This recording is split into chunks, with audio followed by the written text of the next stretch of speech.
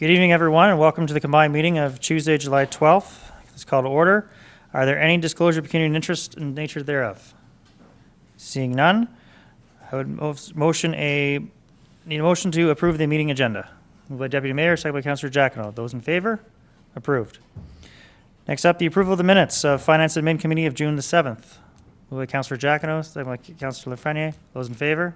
Approved. Approval of the Planning and Development Committee meetings of June the 7th, 2022. Councillor Abdallah, Councillor Lafreniere, those in favor? Approved. Approval of the Parks and Rec Committee meeting of June 21st, 2022. Councillor Lafreniere, Councillor Abdallah, those in favor? Approved.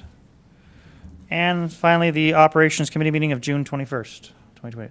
The Deputy Mayor, who was seconded by His Worship, those in favor? Approved. Any business arising from any of the minutes that we've approved? Seeing none. First up, we have a delegation. Welcome, Mr. Bradshaw. So you are up, sir. You have the floor. Tell us what you're here for. I have an issue between properties 311 and 299 Metcalfe Street. Recently, over the last 5 to 7 years, a new house has been built there. It used to be a vacant lot. When they built this house, they piled a bunch of dirt up, backfill, gravel. They dug a hole in it, they put a house in like they normally do, foundation. But what they did is they took that whole property and they sloped it into my property. So everything goes in between an 8-foot lower section into my foundation. Now, also on top of that all, they've taken 3/4 of the roof surface and dumped it into eaves troughs, which also dump into that area. Now, this has saturated all the property, sunk outbuildings, saturation. On top of it all, they've added a deck, sloped it into that area, and then patio stone surface, sloped it into that area. Now you guys have said, hey, why don't you put a pool back there? So when that drains or gets recycled or cleans itself, it all gets dumped back in there too. My basement is flooded. All that ground has been saturated. The fence that they put this slope on is falling over because it's a pile of gravel. There's no knee wall. The fence has to be on. There's got to be a bylaw against this. If there's not, I'm going to be shocked. And if there is, I would like it to be enforced. And if there isn't one, write me a letter saying there isn't one. And I would like today, you could take the rest of my 15 minutes, somebody go downstairs and find me the bylaw. It's your time now. I don't need it. I just want the bylaw so I can enforce it. All my neighbors don't like me. We're all fighting because, and Linda's been there, or Kathy downstairs been there, Todd downstairs been there. Oh, when I asked for information, I got nothing from anybody. And I don't know why I'm standing up here asking for a simple bylaw. I shouldn't be. I should have made one phone call and somebody should have came over and said, yes, this is a mess. And if anybody, invite anybody, come on over. Tell me when you want to come. I'll meet you there. You can have a look. But I have nothing more to say. I would just like the bylaw in writing or a letter saying there is no bylaw. Thank you very much for your time. I do see we have some staff in the back that may want to comment on that. I've had lots of comments. I'm asking for a hard copy of the bylaw or a letter saying there is no bylaw. I don't want comments. I've talked to people. I've wasted enough time on it. I want a copy of it. I won't waste any more time with it. Thank you. 299 Metcalfe, 311 Metcalfe. You don't want to discuss this further with committee? No. Because this is new to me, if we could. Okay, yeah, Councillor Lafreniere, if you want to, second, go ahead. I just want to ask staff, number one, have you heard of this problem before, Mr. Lewis? Through you, Mr. Chair, yes, I have heard of it just recently when I was asked to propose a solution for the drainage in the back. I was not involved in it previous to that with the lot grading and so forth. That was before my time. A second follow-up question. There are permits when people are doing certain things on property that have to go through the city, the planning department, when people are, building and doing. So I'm wondering if there were permits granted to this property owner when he number one constructed and started moving things around. Can that be checked?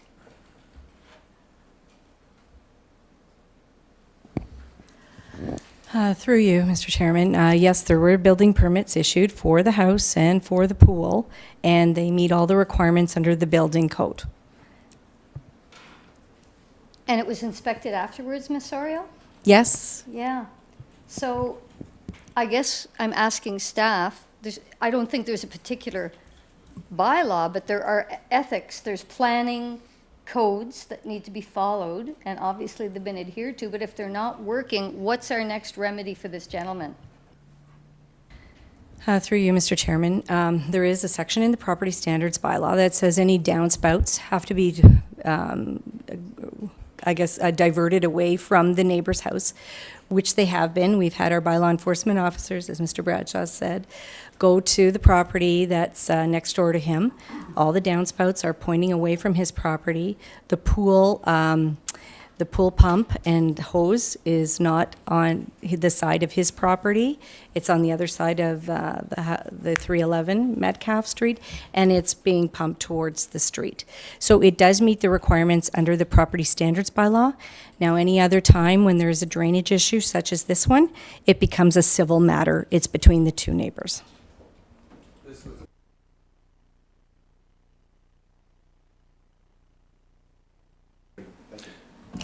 This was a field. I have pictures and video of everybody I've questioned about this, from Owen downstairs to Kathy actually walking the property. I videoed it. I videoed my conversation with the mayor, videoed everything. So if you would like to sit here, and say that, I can prove otherwise with more time. And once again, I welcome anybody to come walk the property. I'll free my schedule. This is very important. It's destroyed over there. And if these bylaws, or this is up to the standards of what you were saying, then we should all be embarrassed. Mr. Giacono, do you have a comment? I do, Mr. Chair. Mr. Bradshaw, I kind of feel your frustration. I've been at 3 or 4 homes in the past week with similar issues.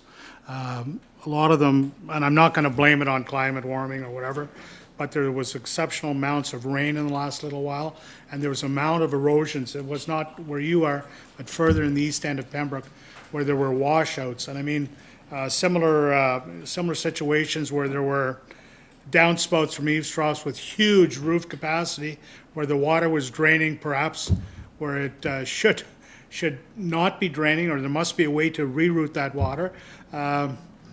I understand that there is a bylaw regarding fencing, et cetera, but there's got to be some bylaw about slope where water flows to and how it's contained and who's responsible for that.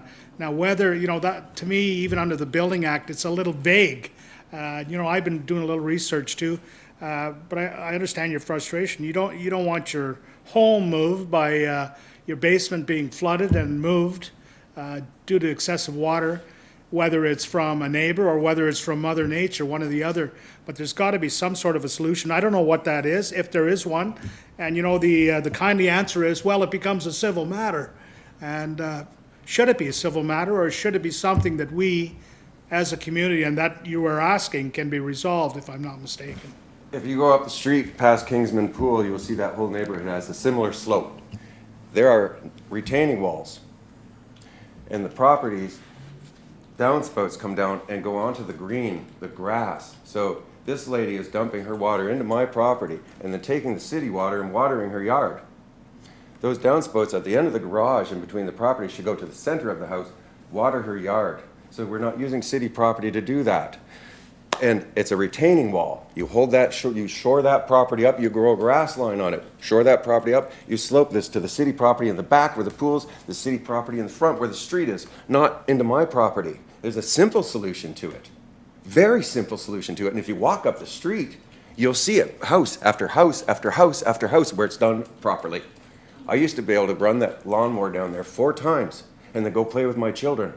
Now, it's an ugly mess of patio stones. I have special landscaping membranes under there. I spent thousands and thousands of dollars, and all of this time I have to go maintain it because it continues to erode. It keeps moving and moving and moving, so I can't just leave it. I have to go back there and maintain it, make sure that it's not getting lower than my basement, because her property is eroding. You could sit here and talk to me about this, but I haven't seen you there. It's only up the street. If people make time for things they care about. I wasn't aware that you were having a problem, or I would have been I've there. been talking about this to the staff downstairs, and I can show you the responses, and once again, we would all be embarrassed.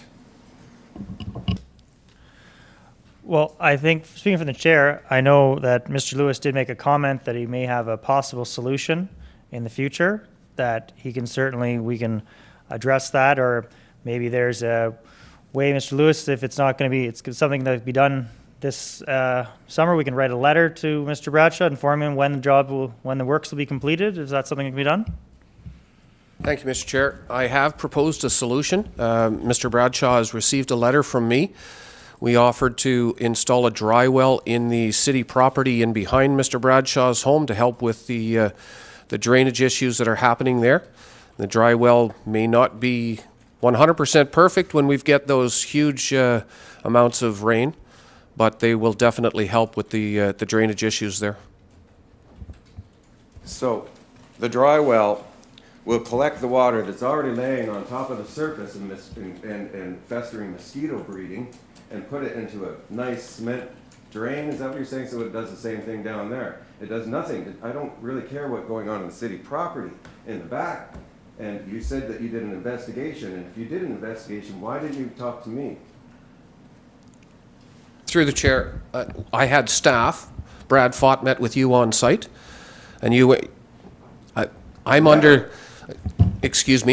the understanding that the road supervisor met with you on site, okay. and I have pictures of him reviewing the site. So we offer to put a dry well in there to help with the drainage through the back property that's owned by the city of Pembroke. So the drainage in the back property, if we actually enforce the bylaws that you cannot store your waste in that area, the drainage would actually go down through and back into the infrastructure, which is down onto Maple. And we would not have to spend money putting a dry well in there. But the property back there, everybody puts all their stuff in there. It's a simple bylaw. Go write them a ticket. It'll save the city a lot of money. The water will flow through back to Maple where it was supposed to do when that was of access. So, but it does nothing for me here today. All you're going to do is dig a big hole in my backyard and store your water there. And that means storing whatever comes from the Hepburn's driveway up the street, all his oil changes, his boat motor, everything else is going to come down into my backyard and be stored in some sort of a dry well. So that I'm not really interested in talking about today. What I am interested in talking about is the property line between 311 Metcalfe Street and 299 Metcalfe Street that is getting submerged and eroding, and I welcome you to come and see this and then repeat what you said to me, because it's not correct. So, any other comments from council members? Sure, go ahead. I don't know what your neighbor's opinion of this is, but, I mean, we did have our staff members say it becomes a civil matter if they followed all the planning, the building codes and planning act. So, I don't know if we could send a letter to his neighbor saying that this is a problem, and if he could work with his neighbor. I mean, that's what it's coming down to, because we have certain rights as a municipality, but if he's followed all the rules, there's really not much we can do other than what Mr. Lewis said. So, and that would be good, but Doug Sitlin has already done this to me with a house up the street. Yes, and this is the thing, if you want to go back that far, relative. So this has already started with the flooding in that back access. Doug Sitlin did nothing about that bylaw, and I ended up here as well. This is my second time here about this issue. So this is not my first rodeo. You guys have not enforced bylaws, simple bylaws, since 2008. I've been doing this. So you want me to, my neighbor hates me now because simple bylaws have not been enforced. The neighbor across the way hates me now because simple bylaws aren't being enforced. If you go there and you look at the bylaws that are written in a book in this building somewhere, you open the book and go, yes, we're going to keep the peace in this neighborhood by enforcing a bylaw, not suing our neighbors. What do I do after that? I live beside her after I sue her? This is what we want. Mr. Bradshaw, we certainly hear your frustration. You're passionate about this, about it, and anybody would be about their own house and trying to maintain. I think we've heard it loud and clear. I'm sure staff will be in touch, and hopefully we can come to some sort of better arrangement to work with you and understand that there are some issues happening. So let's, as I say, work together, move forward, and see if we can come to a proper resolution of this topic. I do thank Councillor Jack. Oh, Chair, Mr. Bradshaw is asking us, show me the bylaw. Show me what it says. Is it correct? And why can't we do that? Why can't we provide them with the provision of the bylaw in regards to slope, in regards to water, drainage, fencing, et cetera? Because those bylaws exist, and I mean, they're not hidden in a vault. They're here somewhere, I'm sure. Is that a solution, Mr. Chair? Mr. Lapierre, I believe, wants to make a comment. Yes, thank you. Mr. Bradshaw did ask for a copy of the bylaw, and staff will ensure that he gets a copy of the bylaw. Whether it satisfies you or not, we'll make sure that you have the bylaw. Fair enough? If I'm wrong, then I'll go away. No, that's fine. We will get you the bylaw. Well, again, thank you very much for making your statement. Enjoy the rest of the evening. We will.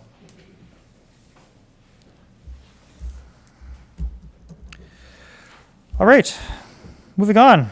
We've got a big slate of things to talk about tonight. So first up, new business. We've got real allocation of funds from Pembroke Street West sanitary repairs. Mr. Lewis, welcome to the table. Thank you, Mr. Chair.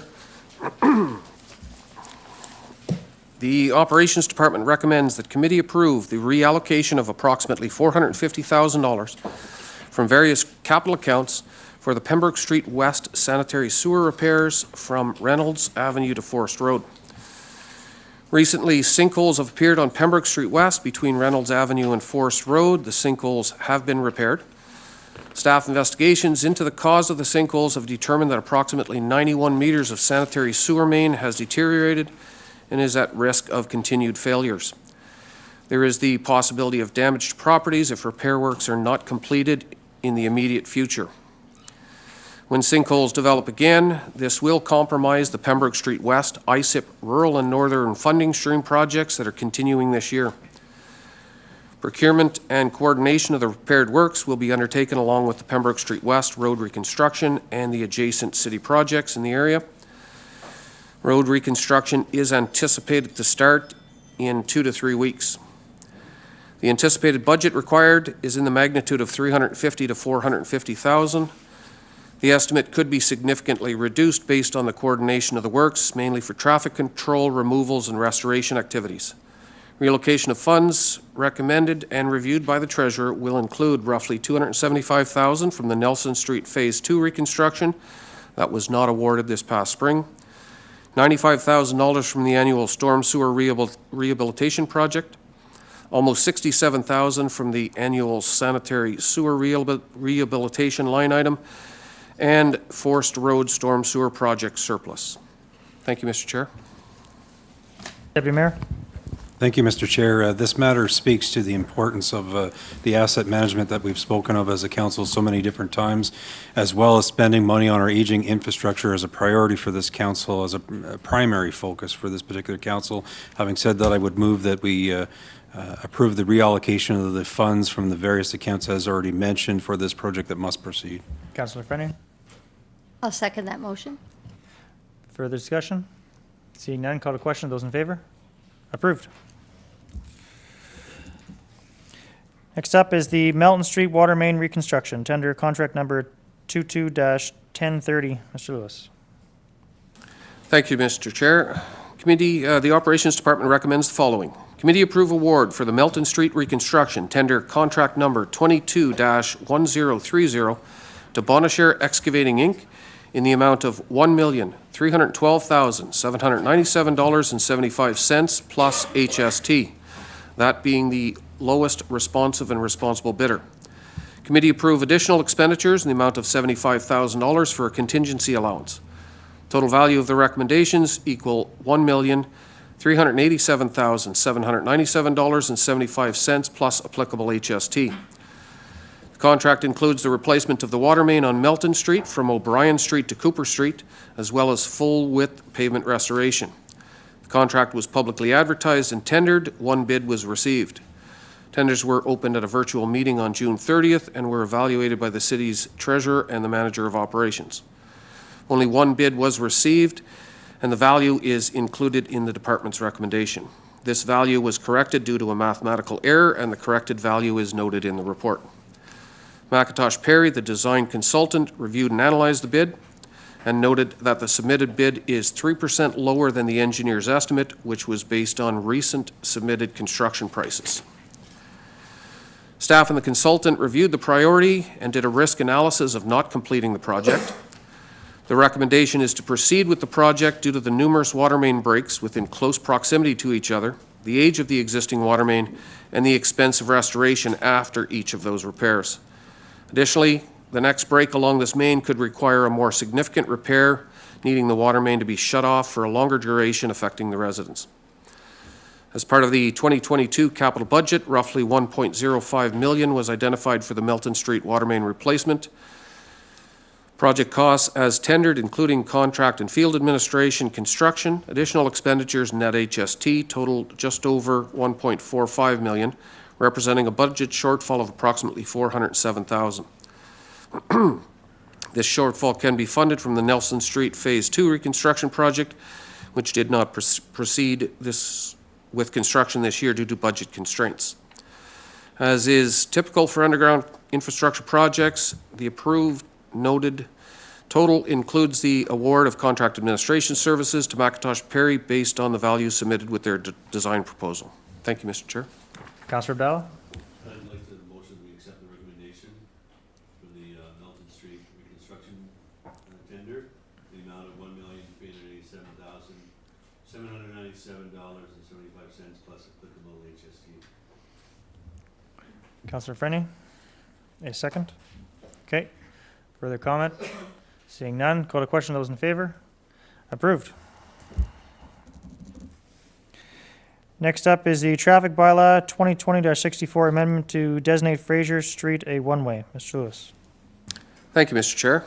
The Operations Department recommends changes to Schedule I of Bylaw 2020-64, Regulate Traffic Bylaw, to designate a portion of Fraser Street to one-way. At the May 17th Operations Committee meeting, staff was directed to proceed with Fraser Street becoming a one-way between Pembroke Street East and Esther Street heading south. As part of the resurfacing project for Fraser Street from Alfred Street to Pembroke Street East, construction was designed and is underway based on a portion between Pembroke Street and Esther Street being redesigned to allow for one-way traffic. Section 20 of the associated bylaw allows one-way streets, and Schedule I lists designated one-way streets. An amendment to Bylaw 2020-64, Schedule I, to include Fraser Street between Pembroke Street East and Esther Street will be before Council this evening. And the cost for the required signage will be covered under the department's regular operations and maintenance accounts. Thank you, Mr. Chair. Councillor Freni? Yeah, happy to see this moving forward. That's quite a treacherous spot there, trying to navigate. So I would put forward a motion that we support the recommendation to designate a portion of Fraser Street one-way. Is there a seconder? Deputy Mayor? Those in favor? That is approved, as there will be another bylaw coming forward tonight. So, next up, ICIP Green Infrastructure Funding Stream, Bennett Street, Boundary Road, water main replacement. Mr. Lewis.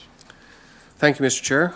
The Operations Department recommends the committee accept the attached transfer payment agreement regarding Investing in Canada Infrastructure Program, also called ICIP, the Green Infrastructure Funding Stream for the Bennett Street and Boundary Road water main replacement and Taylor Bridge water main suspension project. In August last year, Council authorized staff to submit an application to the ICIP Green Infrastructure Funding Stream for this project, and the city was successful in that application. The scope of the project includes the reconstruction of the water main on Bennett Street from Everett Street to International Drive, the reconstruction and extension of water main on Boundary Road from Bennett Street to the existing water main near Paul Martin Drive, and the installation of a new water main suspended from the Taylor Bridge over the Muskrat River. The ICIP program is a joint funded program with the federal and provincial governments along with the municipality. The federal contribution is fixed at 50% of the eligible project costs. That amounts to approximately $1.91 million, and the provincial contribution is fixed at 33 1/3%, amounting to $1,591,000. City's contribution is 16 2/3 of the eligible project cost noted in the TPA. The city will be responsible to fund all amounts in excess of the eligible costs, including any budget increases and cost overruns. To finalize the funding in the ISIP, the city must enter into a transfer payment agreement, a TPA, with the province, copy of which is attached to Bylaw 2022-55 and marked as Appendix A, which will be before council at its meeting this evening. For information purposes, the project is a two-phase project, with Bennett Street ready for tender and to be completed in the fall of 2022, and the Boundary Road portion will be tendered and completed in 2023 construction season. The financial implications under the agreement: Corporation of the City of Pembroke will receive a maximum of $3,499,674.25, which is 83.33% of the estimated eligible costs. City's portion of the total project is anticipated at $1,272,825.75, being 16.67% of the estimated total cost of $4,772,500. City's contribution for Phase 1 is included in the 2022 capital budget. That budget is presently at $1,910,000. Phase 2 will be budgeted as required for the 2023 capital plan. Thank you, Mr. Chair. Comments? Now, Mr. Lewis, this is coming forward later in the bylaw to accept tonight? That's correct, Mr. Chair. There's a bylaw coming forward. Great. So Thank it's you. for information purposes then. All right. Staff is recommending the purchase of the property at 482 River Road, adjacent to the Operations Department at 460 River Road. This item was initially discussed at a council and caucus meeting on March 1st, with direction to proceed with a purchase agreement. The property adjacent to the Operations Department, owned by Imperial Oil, municipally known as 482 River Road, is available for purchase. This property would be used for additional parking and potentially additional cold storage for the department. As well, there is a need for temporary storage during the operations yard optimization this construction season. Purchase cost of the land is $62,900 plus legal fees and applicable taxes. Deposit of $10,000 is required upon closing, and the funds are available from the city's general capital reserves, which is presently at a balance of approximately $1.5 million. Thank you, Mr. Chair.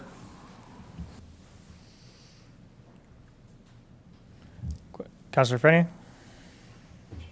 I would move we approve the purchase of the property at 482 River Road as presented. Councillor Abdallah? I'll second the motion. Further questions or comments? Councillor Giacono? Thank you, Mr. Chair. I think the purchase of this property is crucial as the city continues to expand and our resources continue to grow. We need adequate space for parking, etc. I know it's very difficult even at the operations site on River Road at times to find a spot to go in there. I had to park some distance away to have a meeting, and I mean it's crucial. We need that land for expansion, and we have to look to the future. Thank you. So we have a question and a seconder, a motion and a second, and call the question. Those in favor? Approved. Next up, the Transit Pilot Project Potential FCM Green Municipal Fund Grant Application. Ms. Lochte. Good evening, everyone. At the March 15th regular meeting of council, staff was directed to proceed with a pre-application to the FCM Green Municipal Fund for a possible transit pilot program. Under this grant program, funding of 50% or possibly 80% up to a maximum of $500,000 may be available to offset a portion of the costs of implementing a transit pilot project. Staff completed this pre-application process and have received feedback from the FCM program. The proposed transit pilot project, dubbed Pembroke On Demand, does meet the program's eligibility criteria, and the city has been invited to proceed to the full GMF application stage. So please note this eligibility does not guarantee funding. Once a full application is submitted, an expert panel reviews all applications received and provides a funding decision, typically between 4 and 6 months. So included in Annex A of this report is the executive summary for the project submitted with the pre-application. As well, in Annex B of this report, there's a draft project schedule and a draft budget, including a possible tax levy impact. So there have been some questions about the costing presented in Annex B, as it is higher than the amounts that were presented in the transit feasibility study. So the estimated project budget included in the pre-application did include the cost of the bus service provider and leasing costs related to diesel buses, which was included in the transit study.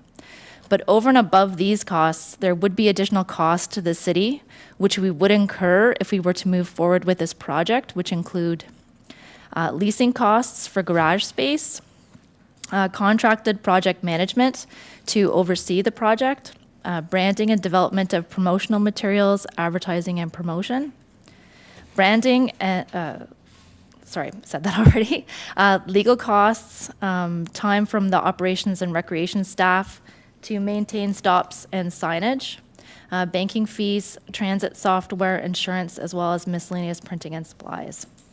So bus shelters were not included on the assumption that we would finance these costs via the capital budget if they were required as part of the pilot project. So if council wishes to proceed to the full application stage of this grant, a resolution of council would be required to demonstrate municipal support, which describes the city's commitment to and financial support for the project and the funding application to the Green Municipal Fund. So based on an estimate of costs, should the city's FCM grant application be successful, the overall levy impact of this project is forecasted at a 3.3% increase, which would be spread between the 2023 and 2026 taxation years. However, the true levy impact of this project would really only be known at time of tender, based on actual project costs incurred and actual fare rates established during the pilot program. So the city does face other pressures during this time period, and this would include capital project funding. So over the past 2 years, the city has kept our capital funding frozen at the 2020 level. However, during this time period, the city has seen a significant increase in capital projects. The Melton Street project, for example, included a 39% price increase over initial 2021 pricing estimates. So as part of 2023 budget deliberations, the city will need to consider increasing this capital contribution to begin to address inflationary cost pressures to ensure continued infrastructure renewal. So since 2020, the overall Ontario CPI increase from January 2020 to May 2022 is at 13.7%. So as an example, a 13.7% increase to the city's annual capital contribution would be $271,000 or a 1.2% levy increase.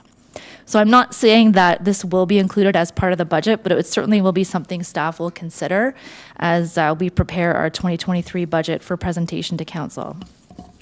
The city has been in discussions about constructing a new aquatic center, and preparations are underway to make the aquatic center project shelf ready for grant applications, and our current projected construction completion date is 2024. So assuming grant and TLV funding is available to finance at least a portion of this project, the city is forecasting a levy increase in the range of 1.2 to 1.7% to accommodate the projected loan repayment. So this increase could be higher if funding does not materialize or project costs are higher than anticipated. And finally, every year the city does face general operating pressures, and price increases to our base operations, particularly as we face supply issues due to COVID. And as well, the expiry of the firefighter collective agreement on December 31st, 2022, and the CUPE collective agreement on December 31st, 2023, does add an unknown element to these pressures over the next few years. So based on the 2026 costs and with an assumed ridership that was proposed in our transit feasibility study of 76,000 riders, the net cost to the city per ride is about $9.79 based on our current estimates. So this estimated cost does raise questions on whether more affordable options are available. So included in the transit feasibility study, the Insfil approach to transit was referenced in the report, and their approach is to work with existing Uber and taxi drivers to offer users a savings of anywhere between $4 and $6 a ride within municipal boundaries, with additional discounts available to low-income residents. So from a purely cost perspective, there may be a benefit to re-examine this approach in greater detail before a transit solution is finalized. So the feasibility study did talk about how with the on-demand transit approach, the more riders you have, the less it costs, whereas with a voucher system like Insfil has, the more users you have, the more it costs. So this does suggest that there's a break-even point where with lower ridership, the voucher approach may cost less, but at a certain point, at a certain level of ridership, it would be more economical to have an on-demand point-to-point transit system. So the city has not undertaken a detailed analysis of these two approaches to see how close we are to the break-even point right now with the projected ridership that we're looking at. So it could be that the city is very close to this break-even point and on-demand makes more sense. It could be that there may be some savings. So from a purely financial point of view, it does raise some questions. On the other hand, if council is comfortable that an on-demand point-to-point system is the right approach, then transit committee members did raise the question on whether or not it would be beneficial to conduct a request for information this fall. In the interim, with the election going on this fall, to keep the project going and defer grant decisions until the new term of council. So a request for information is usually used when the procuring entity knows what end result the procurement should be, but needs more information from the market to develop specifications and requirements. So it can provide more information about the state of the supply market, alternatives, products and services, and the capabilities of various suppliers in the area. So at the RFI stage, the city is not committed to buying anything. It can decide to change its mind and not proceed at all. So an RFI is simply there to assess alternative solutions, the market and its capabilities, and ensure that if we were to go to tender, we're structuring the procurement in the right way to ensure success. So council direction is required on whether to proceed with a full application to the Green Municipal Fund for a transit pilot project and or any other next steps that may be proposed. Please note that if the city is directed to proceed with a Green Municipal Fund grant application, there may be some additional consulting costs which may be required to bolster the environmental benefits portion of the grant application, which can be absorbed within the city's current budget. Thank you. Councillor Abdallah. Thank you, Chair. I'm going to make a motion and then get a seconder and then speak to the motion. So the motion is to request staff to develop and issue a request for information to gauge potential interest, specifications, and other requirements from transit service providers for a public transit pilot project. Seconded by the mayor. So further discussion now. So, Do you want to speak, I guess? sure. So the transit committee met last week, and I want to thank you, Ms. Lochte, for your in-depth report. And I know that filling out these, doing the research and filing these reports with the Green Municipal Fund is a daunting task. And it's very good that we did get accepted to formally apply, but we're still not there yet. I was, I looked at the figures that are submitted, and I could never support $1 million a year pilot project for transit. So we have these figures here that Ms. Lochte came up with, and we have figures from the consultant, which are lower than these figures. And in my 2 years of working as the council lead on transit and speaking with industry officials, in different municipalities and different companies, transit providers. I have different figures too. So what we need is the real figures. So we can't make a decision and to go forward until we have the real figures. So that's why we're recommending the RFI, request for information, to go forward. Different communities like Powell River in BC did a transit project, and they had one van going around $185,000. So if we doubled that, it would be 360-some thousand. St. John's, New Brunswick, are leasing electric minibuses for $4,500 a month. And when the project is over after 18 months, they can take their lease payments, subtract it from the $350,000 purchase price of the vehicle. So there's different ways you can do these projects, but we can see from tonight that this is not going to happen overnight. It might not happen, but one thing we don't want to say tonight is stop, we're not doing this. We want to move forward, and we know we have infrastructure commitments which come first. Melton Street, Kinsman Pool, Town Line Road, Forest Main, those are the most important things, but transit is still a possibility. We could go out tomorrow when the Rural Transit Fund opens, and we could get 80% funded and get 2 vehicles, and we'd be in the bus business and hire staff. But that's not the prudent thing to do. The prudent thing to do is a pilot project, if we can afford it. And we won't be able to say if we can afford it until we find out the figures from different service providers. And then we take that information, and the new council will have to decide, here's the information, do we submit an RFP? And then once you submit the RFP, that's when you get your real facts. On-demand transit software can cost anywhere from $10,000 to $30,000. You know, there's different options. Heather Sullivan and I, the former economic development officer, met with Uber 3 years ago in Toronto, and they were supposed to come back to us with a model for transportation, and they never did. In Insfil, originally they budgeted $500,000, and now they're up to over $1.2 million with their subsidized rides. And they also have limited it to 15 return trips a month, so 30 trips total per person. And when we met with Algonquin College, Councillor Reevy and I, the Student Success Committee, last year, we asked them about an Uber-type system, and they weren't too supportive of that for different reasons, but one of the main ones was security and convenience. So they preferred an on-demand system. I'm not going to get into a long spiel about, you know, electric versus diesel versus on-demand versus Uber. All we're asking the Transit Committee for council support tonight is to support the request for information. There's no money being parked, there's no obligation, just to find out the next steps and the cost and the details, if any service providers would be interested in providing that information to us. Thank you. Mr. Mayor? I'm in support of the motion. I want to thank Councillor Abdallah for the work he's done over the last 4 years in regards to transit. In the last 8 years, public transit, when we're looking at our planning and our strategic plan, we indicated that it is something we definitely have to look at. When you look at the programs that are presently available at the federal level, I'm talking money here, and also at the provincial level,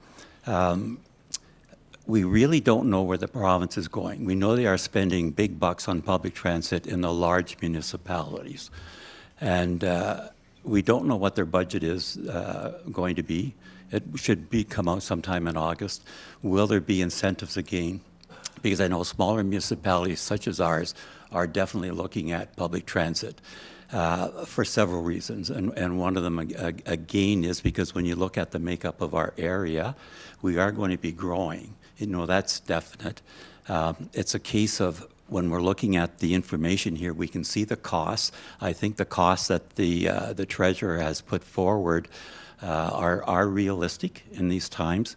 But what is missing is the revenue, and the possible revenue that can come forward from both the province and the federal government. And I can't guarantee, but I think from looking at what the federal government is doing in regards to funding, especially green funding, I think there will be money there, and I'm sure the province will be on side as well, so that the smaller municipalities can make this work, because we cannot afford it with huge tax increases or the ratios that are needed. But I think that's coming. So as Councillor Abdallah has said, I think it's important that we keep moving this forward. Granted, it's going to be slower than we expect, because I think as a council, when we discussed this over several meetings with the consultant, you know, as well as that, besides being able to afford it or when it could come in, the important thing is, I think we had from council, is that we'd be looking at a third party operating it, because we just can't, as a small municipality such as ourselves, take this and unload it onto planning or operations or another part. And I think it would be worth it, you know, and this is why the proposal motion is put on the floor, is it doesn't hurt to go out there and look for a request for information which would help us. Are there providers out there that may be interested in coming into our community and look at developing or with a proposal in regards to public transportation or public transit? And you could have companies like Northern or other companies that may be interested. And I think if we get that information, it will help us as a council keep moving forward, and it will help future councils, because I think you have to look far enough down the road that public transit, especially with the makeup of our community, looking at the senior population as well as a low-income population, that I think it's going to be really important. And I can see it coming to fruition, but a lot's going to depend upon the grants that we receive. So I think as a first step, this is essential that we just keep moving it forward. Thank you, Chair. Councillor Friendly? I withdraw my comments. The mayor pretty much covered it. Thank you. Councillor Jagano? I would agree with his worship and Councillor Abdallah. We have to look to the future, especially we are an aging demographic, as the mayor had indicated. And as people come to age, they don't drive anymore. So there's a dependency either on public transportation such as cabs or what may be provided in the community, or you're on a bicycle. So I think the request for information is valid. Let's see if it's viable. If it is, fine. If it isn't, we don't have to accept it. Thank you. Deputy Mayor? Thank you, Mr. Chair. Ultimately, I'm going to agree with the motion. I said last time that in principle I was in favor of transit in principle, but when you look at the dollars and cents, and I do thank Madam Treasurer for the report. It's a reality check. It's a severe reality check, and I can tell you the first time I read it, without the particular motion that's coming forward, the answer was no. There's no way that our ratepayers can afford what these numbers are, and I fully believe the numbers that Madam Treasurer put before, just as I believe the previous Treasurer when she came forward with numbers and said this is what it'll be in terms of policing and this is how we'll afford to do it. That's what she gets paid to do. I fully appreciate her report and what it's coming forward. And so if it means doing this request and getting some more information, so be it. Maybe Uber or someone does want to come forward and says we can set up and this is what it would be. But as what I'm hearing around the table, that if we're not going to receive funding from a different level of government, that this council isn't going to say, well, too bad, ratepayers, you're going to suck up a whatever % increase to make transit happen, hell or high water. Because we heard this evening, just to echo it, but we heard this evening about reallocating a whole bunch of different money to try and make things happen, like the Pembroke Street West, which wasn't anticipated, but we had a failure. This is what we need to do. Or we have all these tenders that keep coming in over budget. So my full expectation is come budget for 2023, whoever's sitting around this table is going to have a huge issue in terms of trying to come up with sufficient funds to be able to continue to do the capital that needs to happen. And that needs to happen, or else it just crumbles. And so it's a lot of nice want to do's. That's nice, but you got to do the capital. You got to keep everything moving forward. So I'll support it, but I guess what I'm saying is that, so I have no faith in the report that, not Madam Treasurer's report, the previous report. I've said that. I looked at it. For the life of me, can't make heads or tail in terms of what that report is trying to say. But At the end of the day, if this request comes back and there's no one interested, or there's someone interested and it means what seemingly is in this report, the answer is going to be no. So, thank you. We'll go with the treasurer. So just a point of clarification, we wouldn't be at the point where we would know what the city costs were, but we would at least know with an RFI process, if there are any willing partners out there and how they typically structure their services, so we can refine some of our estimates. Okay. Councillor Abdallah? Chair, I just have a question for the treasurer. So your report, your detailed breakdown of the draft budget, that includes the 20% contingency, Correct. right? So, yeah, so I've said my piece, and I would never support a transit system that would, on the backs of the taxpayer of Pembroke and the residents. I've stated that. That any transit system that Pembroke will get, if we do get one, needs to be affordable, sustainable, and with government assistance. All right, so we have a motion and a seconder for the RFI for more information. Then call a question. Those in favor? Approved.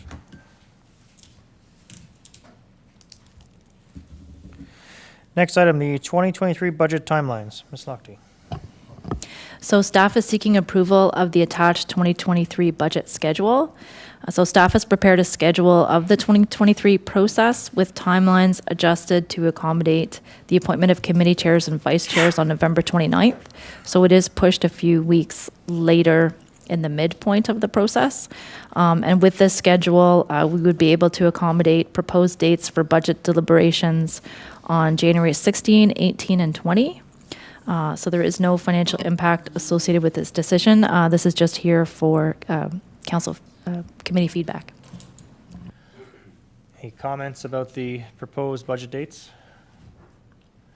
Seeing none, then we'll just leave as is. Next item, the extension of the animal control contract. Ms. Martin. On September 3rd, 2019, the City of Pembroke entered into an agreement for the provision of animal control services for the City of Pembroke with the firm entitled Protect 5 Inc. The contract period was from the 4th day of September 2019 to September 3rd, 2021. The contract did have a clause indicating that if it was agreeable to both the contractor and the city, the contractor may be renewed for 2 additional one-year periods subject to the original terms and conditions. At the combined committee of council held on April 6, 2021, committee directed staff to extend the current contract for an additional one-year period, which was September 4th, 2021 to September 3rd, 2022 on the same terms and conditions as the original agreement. Since the City of Pembroke entered into an agreement with, for the provision of animal control services with Protect 5, we've received very few complaints, and any that were received were immediately and quickly addressed. If committee agrees with the contract extension, this will be the final extension, and the City of Pembroke will need to retender the contract in 2023. For financial implications, in 2021, the City of Pembroke paid approximately $10,000 for animal control services, and we are charged as per the agreement on an hourly rate during regular business hours, during weekend hours, and then during statutory holidays. So it is recommended that the current agreement for the provision of animal control services in and for the City of Pembroke be extended for another one-year period on the same terms and conditions as the original agreement. Councillor Frenny. I would move we support the recommendation to renew the current agreement for the provision of animal control services in the City of Pembroke be extended for 1 year period. Second by Councillor Abdallah. Further questions? Seeing none, call a question. Those in favor? Approved. Joint Election Compliance Audit Committee 2022-2026. Ms. Martin.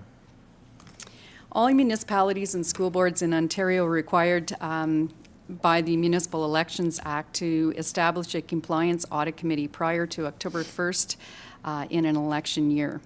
The committee serves to uphold election campaign finance rules by reviewing and considering compliance audit applications received by an eligible elector who believes that a candidate or registered third-party advertiser has contravened a provision of the Municipal Elections Act. The Act provides that the committee be composed of a minimum of 3 to a maximum of 7 members and must possess an in-depth knowledge of the campaign financing rules of the Act. The City of Pembroke established a joint election compliance audit committee for the 2018-2022 term of council with the Township of Laurentian Valley, the Town of Renfrew, and the Township of Whitewater Region. Staff are recommending that the joint election compliance audit committee partnership continue for the 2022-2026 term of council. All election candidates and third-party advertisers are required to file provincially prescribed financial statements with the clerk detailing the contributions received and expenses incurred during their election campaign. If a candidate's campaign contributions or expenses total more than $10,000, the candidate must have an auditor review their financial statement and provide an auditor's report. An eligible elector who believes on reasonable grounds that a candidate or third-party advertiser has contravened the Act relating to campaign finances may apply for a compliance audit of the candidate's election campaign finances. Further, the clerk must review the contributions made to a candidate or third-party advertiser's campaign and forward a report to the committee identifying any contributor whose contributions appear to exceed the maximum contribution limits prescribed by the Municipal Elections Act and the amount of the excess contributions. Applications for compliance audit are submitted to the clerk, who in turn forwards the application to the Joint Election Compliance Audit Committee. The committee reviews the application to determine whether the request for an audit should be granted or rejected. If the request is granted, the committee will appoint an auditor to audit the candidate or third-party elections campaign finances. Upon completion of the audit, the committee will consider the auditor's report and determine whether legal proceedings should be commenced against the candidate or registered third party. If the auditor's report indicates that there was no apparent contravention of the Act regarding the election campaign finances, and the committee finds that there was no reasonable grounds for the application, council is entitled to recover the auditor's cost from the applicant.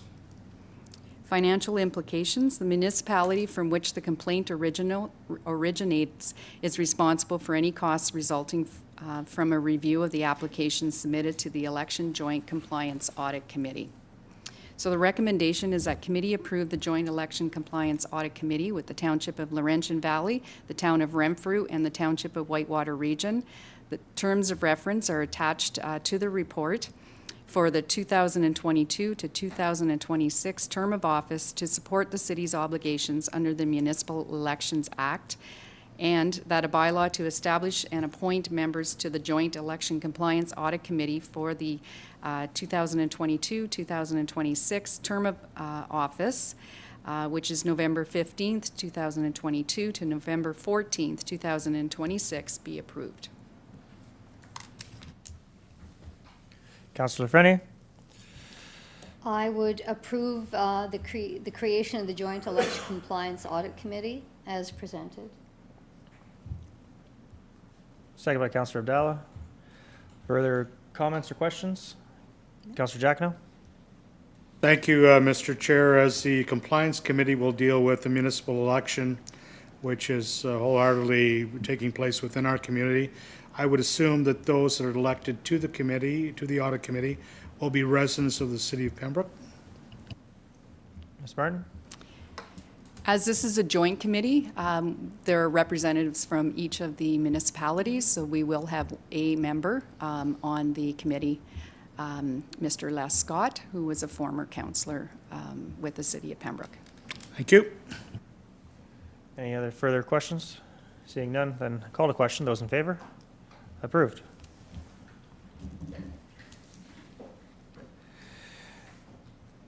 Next item. Umbrella Promenade request by Studio Dreamshare. Ms. Soriel. Good evening. So a letter was received on July 4th by Studio Dreamshare on behalf of a consortium of local culture and tourism groups to erect an umbrella promenade on Albert Street between Lake Street and Pembroke Street West from August 12th to September 12th. The consortium includes the PBIA, Pembroke Public Library, Upper Ottawa Valley Heritage Centre, Eco Pembroke, Ottawa Valley Media Network, and Studio Dreamshare.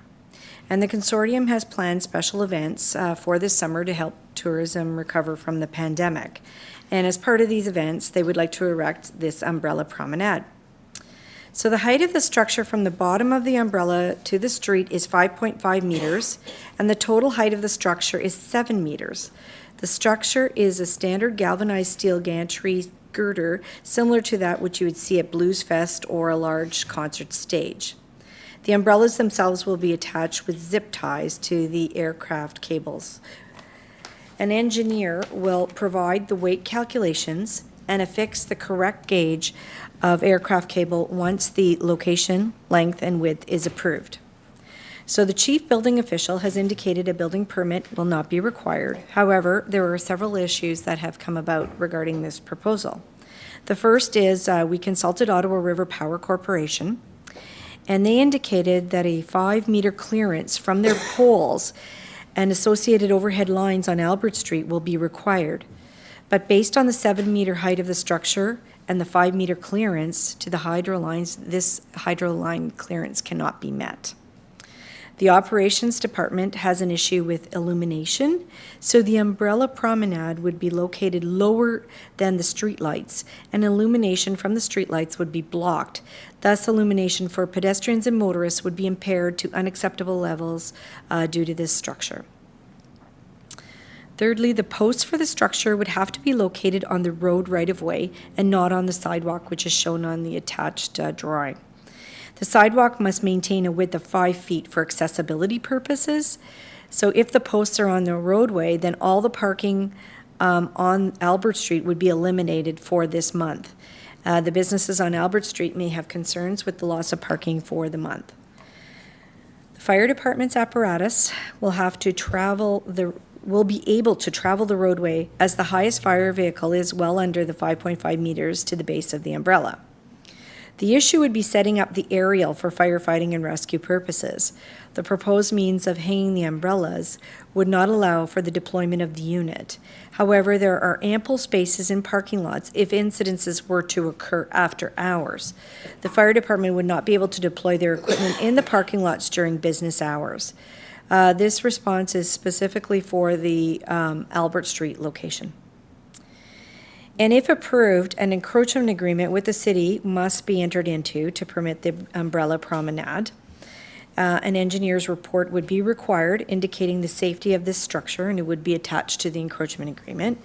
And the encroachment agreement would indicate that the umbrella promenade would not have any negative impacts with respect to pedestrian safety, accessibility, emergency services, private accesses, etc. The agreement will also save harmless the city from any actions or claims arising from the said encroachment. The second item that the consortium wishes the committee approval is to close Albert Street between Pembroke Street West and Lake Street for Sunday, August 14th. However, once the PBIA was made aware of these concerns on Albert Street, a new request was sent in on Friday, and it's part of your package, by the PBIA to have the umbrella promenade on Victoria Street from August 12th to September 12th.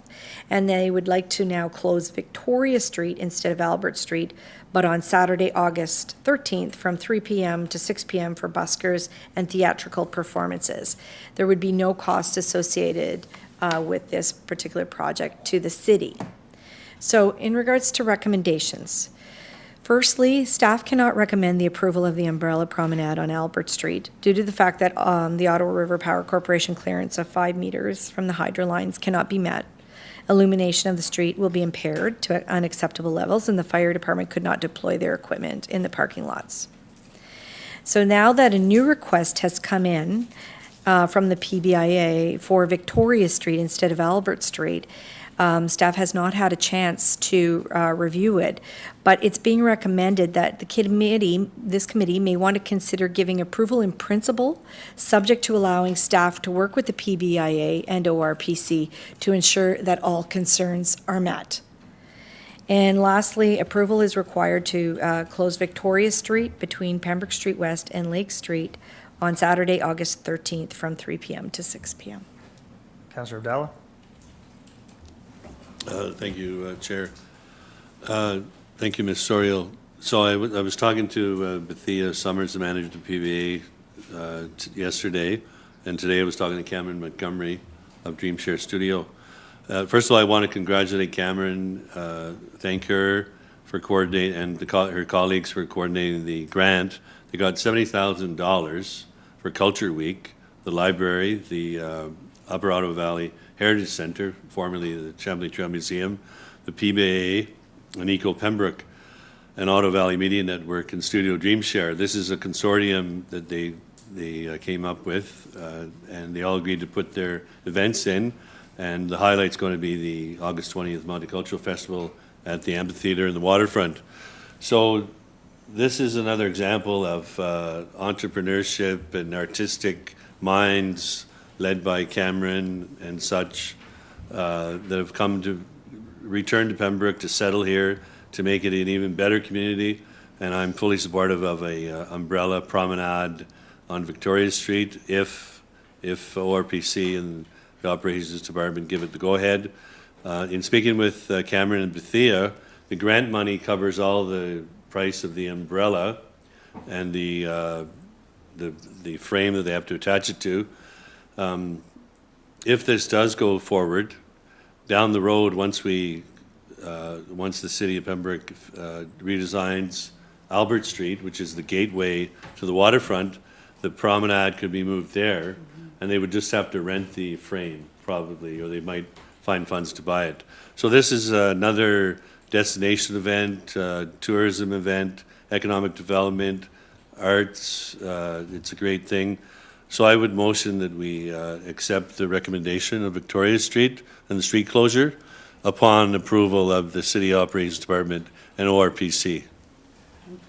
So, Councillor Abdallah, there's actually two statements there. One is to approve in principle for the promenade, and the other one's a separate issue to close Victoria Street as a separate item. So I think we should have two. Well, they need to close the street to install the promenade, right? No.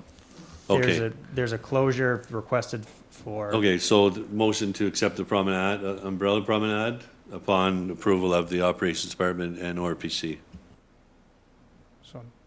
Through you, Mr. Chair, ORPC would not be involved in this particular one because there's no, it's all buried underneath. It'd be, and the fire department. Okay. Those would be the two. So I guess just a motion in principle Yes, that's correct. to accept from staff. Second? Okay, so Councillor Giacono. Question, Mr. Chair. I like the idea. It's bright, it's colorful, it looks like something you'd find in, Side Street, Montreal, or Kingston. My question is on Victoria Street, though. Who will be hanging the apparatus? Who's taking it down? And there is a 4-story apartment building there on the corner for access for fire. Will they be able to access in case of an emergency? Through you, Mr. Chairman, that's why we need further discussion with the fire department about Victoria Street. So when we haven't had that opportunity because the chief Okay. is away on In holidays. principle, then, we're looking at this in principle, correct? Thank you. Deputy Mayor? Thank you, Mr. Chair. So certainly the authors of the letter should be commended for an innovative idea, and I get that. What I'm wondering is whether or not the motion should be in principle or direction, that we agree in principle, but direction to staff to look at this street or any other street that may function, that staff are happy, they're happy, and so forth, because what I wouldn't want, you're looking at a narrow time frame of August 12th to September 12th. We're in summer schedule now with combined committee, and so, for instance, if staff goes and looks at Victoria Street and says, the sidewalks are too narrow, or we've got the, whatever going on, the patios or something, there's some reason why it can't be there, I'm quite content in letting staff figure out where else would be the appropriate location that it meets RPC, fire, police, and everything else. I'm just wondering whether or not as a committee, whether we shouldn't just do agreement in principle for this kind of a concept, wherever it is that staff and these folks are agreeable to. So would staff like to have, would that be acceptable to staff saying that the agreement would be in principle to work with the consortium to find the most appropriate site to have this umbrella? That would definitely be agreeable. Would the motioner accept the amendment to his motion? Yes, gladly change the And the- parameters of I'll the motion. second it again, Yeah. yes. Okay. Any other further questions on that particular issue? Seeing No none. questions. Yes. Just a comment, I think this is fabulous. This is definitely a destination type event, and I look forward to seeing it if we can find a suitable location. Thank you. Okay, so on that item, I call the question, those in favor? It's approved in principle. Then the second item, there's one more item for a road closure. Looking for a motion. So, Mr. Chairman, Yes. can we extend that to any street then? Because they're going to want it on the same street as the umbrellas. So if say it happened to be Agnes Street that was the best, do we have permission? I think Terry has the ability to approve whatever street, but I just wanted to make sure you're okay with whatever street is closed for Saturday, See a lot of head August nods 13th. around the table, so I think that would be acceptable for the council, that it goes along with the, in principle. So then, I'm looking for a motion and a seconder. Councillor Freni, Councillor Giacono, so there's a question of motion to approve the road closure. Approved. Thank you.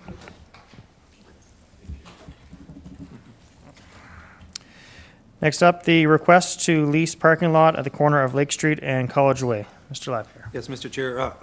Staff recommends entering into a parking agreement for a one-year period regarding 0 Lake Street.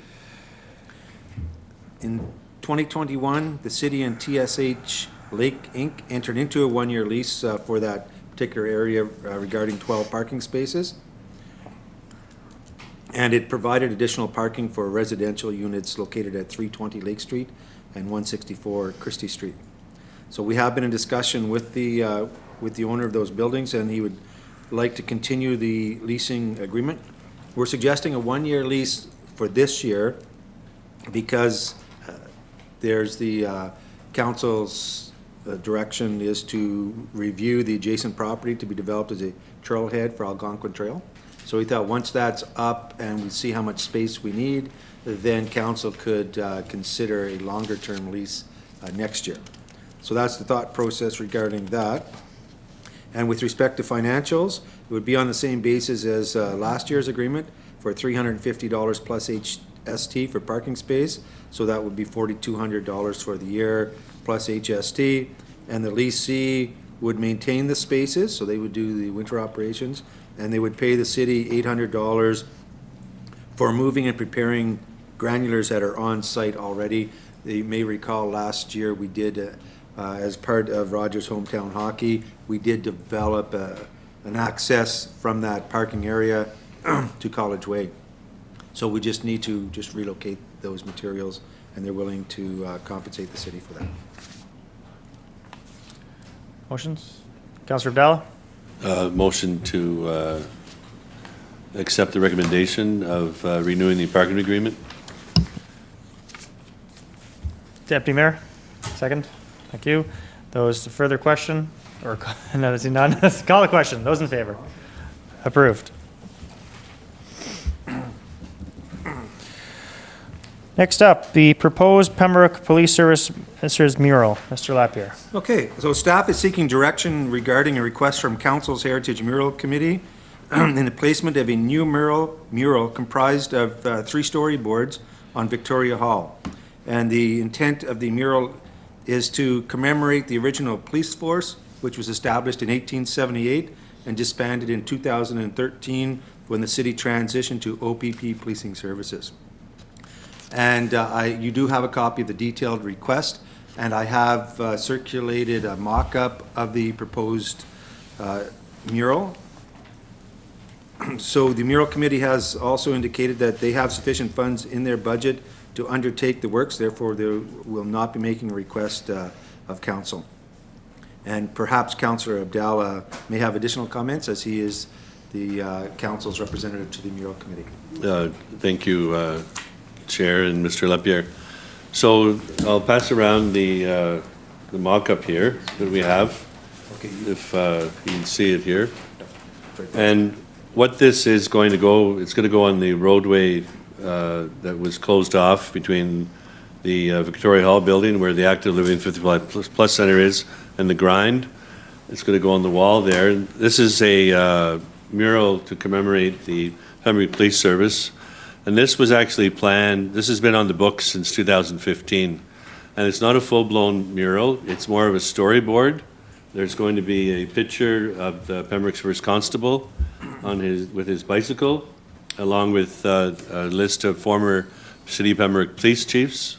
And then on the other side, there will be other storyboard with chronological information about the history of the Pembroke Police Service. So it's a tribute to the storied history of the Pembroke Police Service, and because it's a storyboard, picture on storyboard, the contractor Speed Pro Signs will enlarge the images and put on the text, and it will be going up on the material, the wood-type material on the side of the wall to complement the Active Living Center.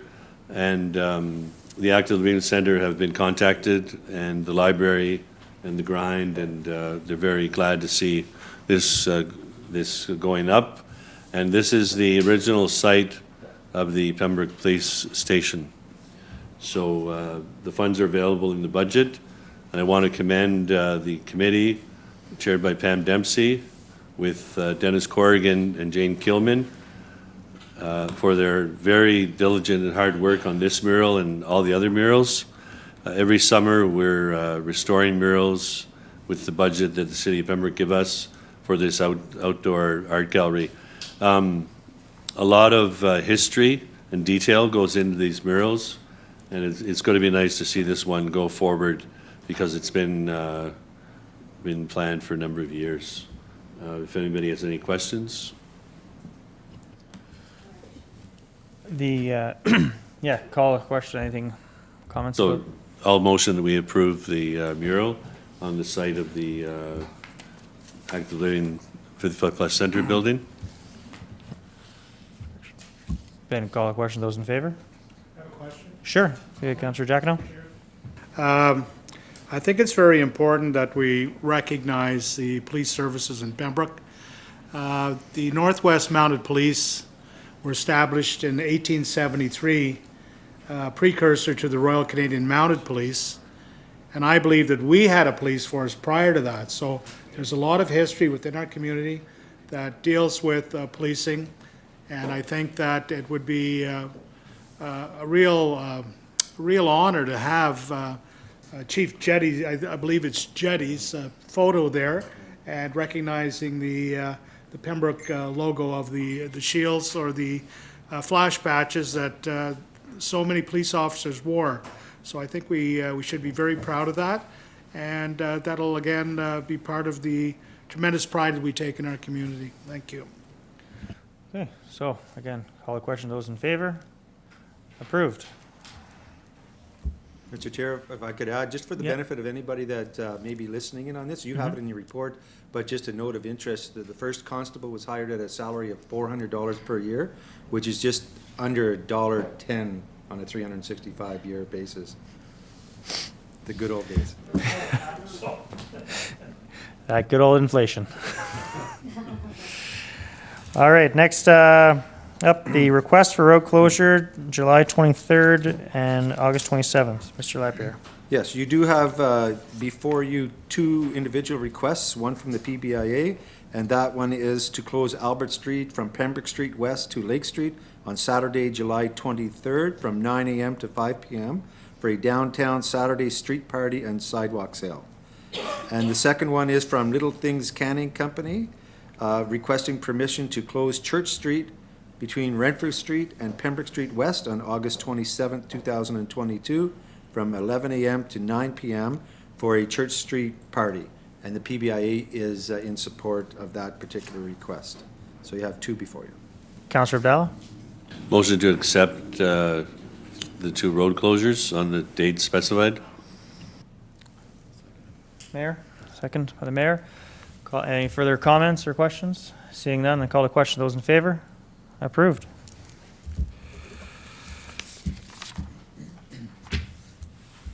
And that looks like all. Then motion to adjourn this combined committee. Deputy Mayor and Councillor Frenier. We are adjourned.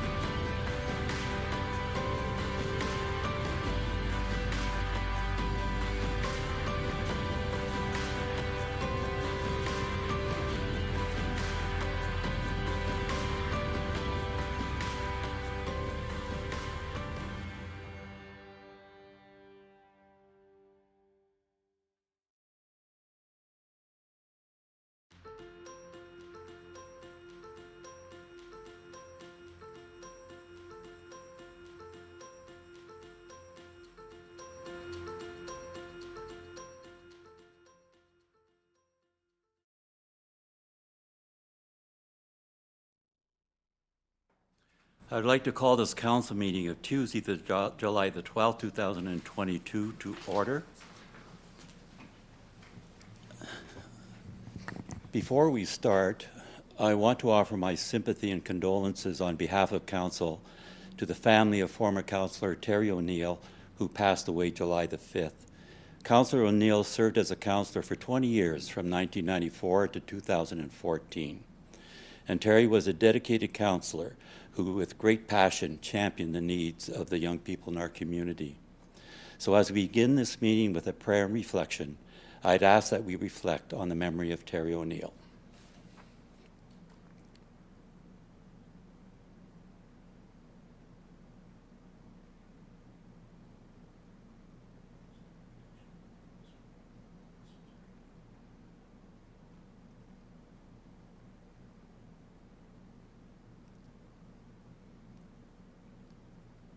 Thank you.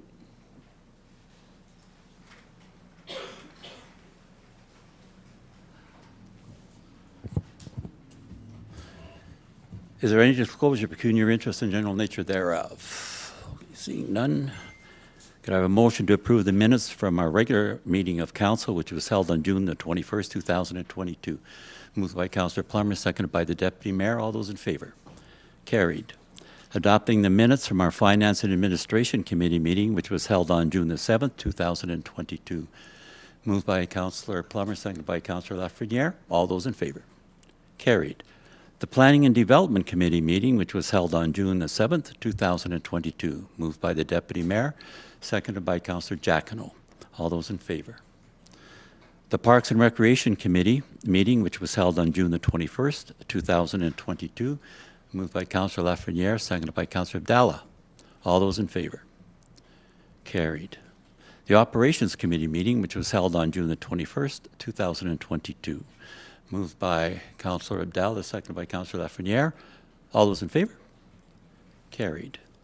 Receiving the minutes from the Pembroke 50 Plus Active Living Centre of January the 12th, 2022, February the 9th, 2022, April 13th, 2022, May the 11th, 2022, and the minutes from the Pembroke Public Library, May the 19th, 2022.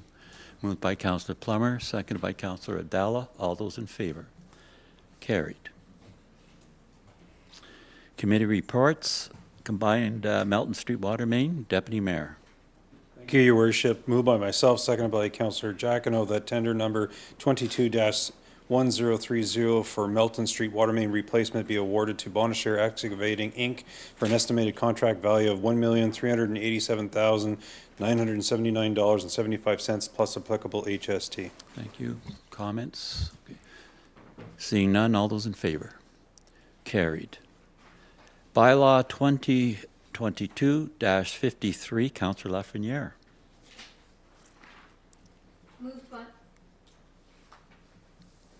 Moved by myself, seconded by Councillor Andrew Plummer, that bylaw 2022-53, a bylaw to authorize the entering into an agreement between TSH Lake Incorporated and the Corporation of the City of Pembroke be adopted and passed.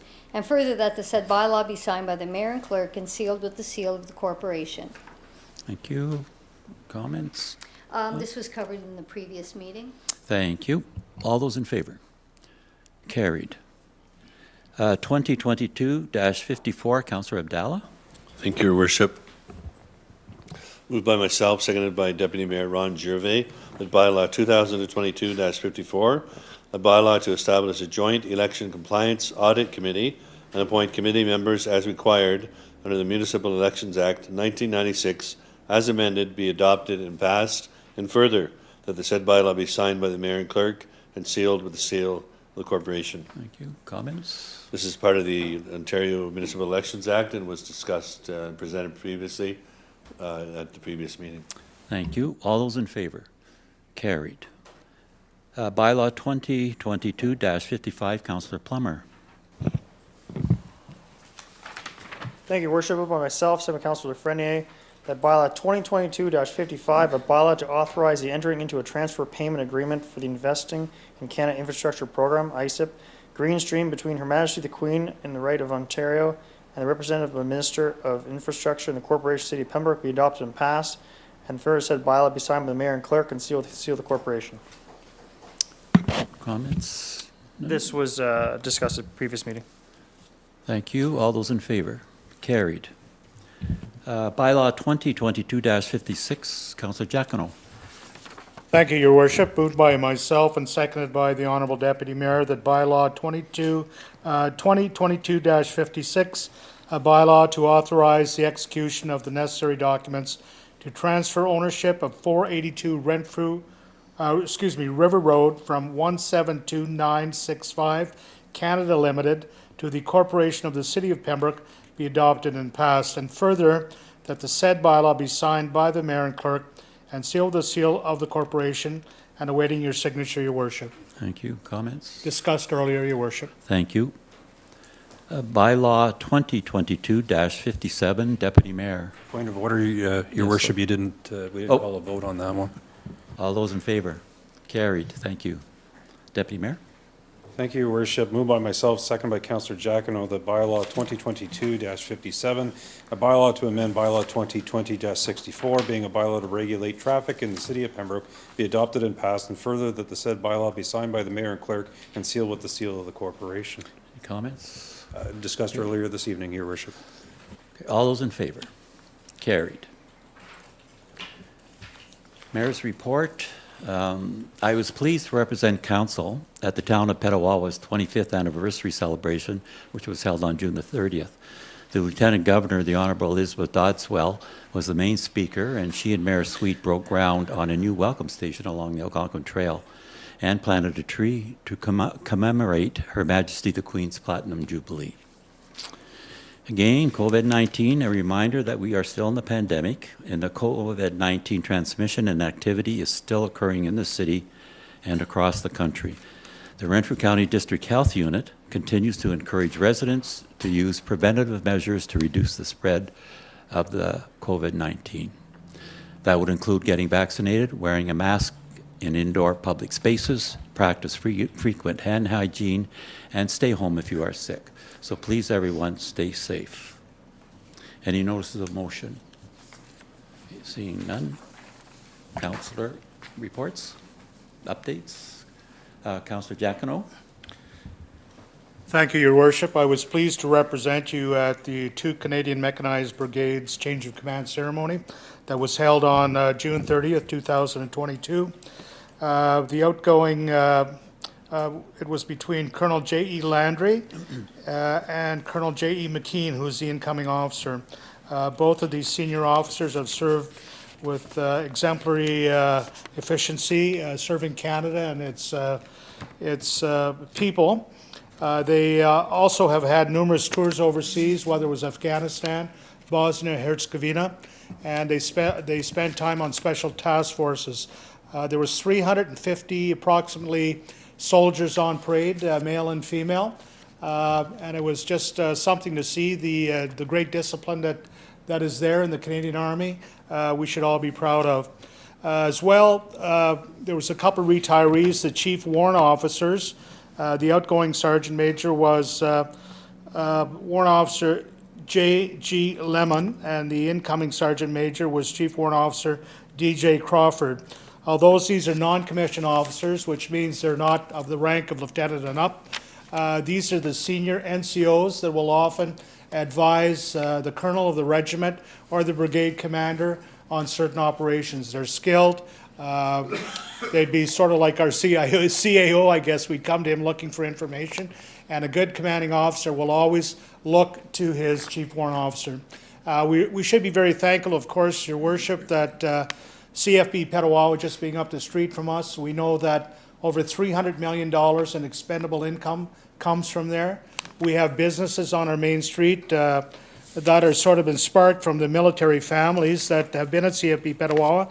The Bath Boutique, retired military chap. The Nook Creperie, originally they were military. Custom Draperies. So they're contributing to the fabric of our community and spending money, and they have a vision that we're a good place to live. So I was pleased to represent you, and I brought the greetings on your behalf, Your Worship. Thank you. Thank you. Councillor Lafreniere. Yes, I just want to remind anyone around the table or in the community that Renfrew County is hosting the Ontario Winter Games in February of 2023. And they're hosting a variety of different events, and it's youth-oriented sports. They're having the venues at many different places throughout the county and the city of Pembroke. And one of the venues is curling, and that's being held at our local Pembroke Curling Centre. So I want to just remind the community that there's lots of volunteer opportunities throughout all the venues, including curling. So I invite people that are interested, whether you have a skill or no skill, a lot of the things they need are, scorekeepers, timekeepers, people to just be greeters. So I invite you to go to the County Renfrew site and sign up as a volunteer for Ontario Winter Games. The dates are February 2nd to 5th, and it's going to be great for the city of Pembroke because most of the families are going to be staying in Pembroke that are taking part in curling and some of the other events. So it's a great boost for the city, and I invite you all to get involved. Thank you. Thank you. Councillor Abdallah. Thank you, Your Worship. I have two items tonight on behalf of Deputy Mayor Gervais and I. The first one is the Pembroke Care for Community Garden. We're in our third year, our second full year with our 24 garden beds and the 5 garden beds up top at Care for. I'm very proud to announce that this Friday at 1 o'clock we'll have our official ribbon cutting, and we're going to have Mayor LeMay there and MPP John Yakubuski and the County Renfrew Warden Debbie Robinson, because as you know, we received a grant of $10,600 from the county through the province of Ontario, which enabled us to make all those garden beds and provide wonderful gardening for our members, plus the St. Joseph's Food Bank. Rennie LaChapelle, the president of the food bank, will also be there, and local media.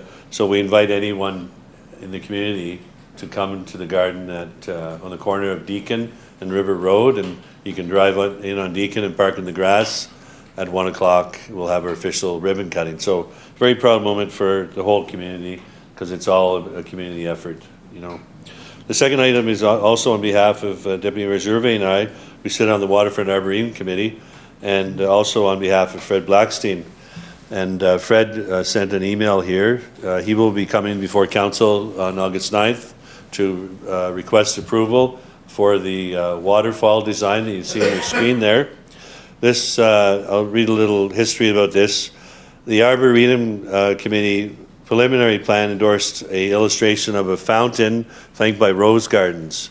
And our committee has spent several months studying different commercial viable operations.